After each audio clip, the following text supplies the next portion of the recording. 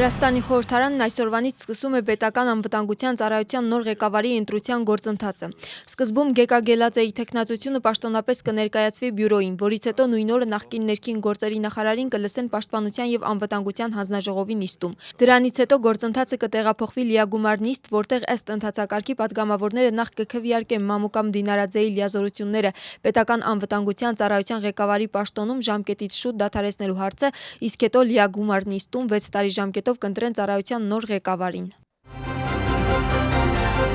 Ինչպես արդեն հայտնի է, Մամուկամ Դինարաձեն կզբաղեցնի Վրաստանի պետական նախարարի պաշտոնը իրավապահ մարմինների համակարգման հարցերով։ Այս պաշտոնի ստեղծման նպատակով փոփոխություններ են կատարվում Վրաստանի կառավարության կառուցվածքի լիազորությունների և գործունեության կարգի մասին օրենքում, որը պատգամավորները այսօր կքննարկեն առաջին ընթերցմամբ լիագումար նիստում։ Օրինագիծը կքննարկվի արագացված կարգով և փոփոխությունների ընդունումը խորհրդարանը նախատեսում է ավարտել վաղը 3 ընթերցմամբ։ Ըստ ընթացակարգի դրանից հետո վարչապետը լիազորված կլինի Մամուկամ Դինարաձեին նշանակել պետական նախարար իրավապահ մարմինների համակարգման հարցերով։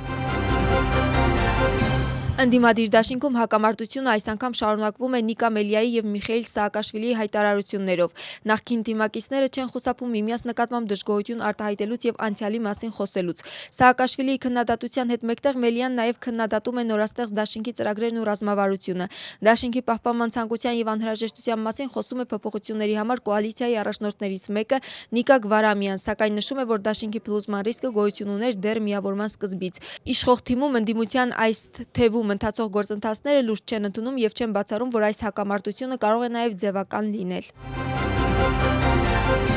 Սպիտակ տան թղթակիցների ասոցիացիայի ընդունելության ժամանակ տեղի ունեցած կրակոցների գործով կասկածյալ Քոուլ Թոմաս Ալենին մեղադրանք է առաջադրվել 3 հոդվածով։ Դրանք են Ամերիկայի Միացյալ Նահանգների նախագահի սպանության փորձ, բռնի հանցագործություն կատարելիս հրազենի օգտագործում, ինչպես նաև ծանր հանցագործություն կատարելու նպատակով հրազենի անօրինական տեղափոխում նահանգների միջև։ Եթե Ալենը մեղավոր ճանաչվի նախագահի սպանության փորձի համար, նրան կարող է սպառնալ ցմահ ազատազրկում։ Ինքը Քոուլ Թոմաս Ալենը մեղքը չի ընդունում։ Նրա նախնական կալանքի հարցով դատական նիստը կկայանա հինգշաբթի, իսկ նախնական լսումը նշանակված է մայիսի 11-ին։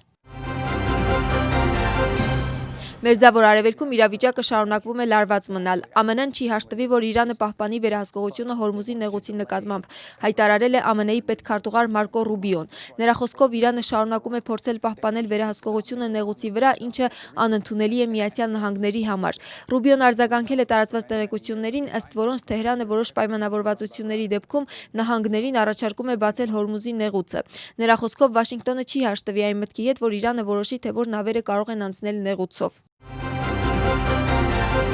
Թբիլիսին հյուրընկալում է խմբերգային երաժշտության 16-րդ միջազգային փառատոնը։ Այս տարվա ֆորումի շրջանակներում մինչև մայիսի 8-ը կանցկացվի 11 համերգ։ Բազմազան ռեպերտուարը հանդիսատեսին կներկայացնեն ինչպես պրոֆեսիոնալ, այնպես էլ ուսանողական խմբեր։ Համերգները նախատեսված են մայրաքաղաքի տարբեր համերգասրահներում և փորձարարական հարթակներում։ Նշենք, որ փառատոնի գոյության ընթացքում դրան մասնակցել են արդեն շուրջ 90 վրացական և արտասահմանյան կոլեկտիվներ։ Ծրագրի հիմնական նպատակն է պահպանել խմբերգային երաժշտության ավանդույթները և զարգացնել վրացական կատարողական արվեստը։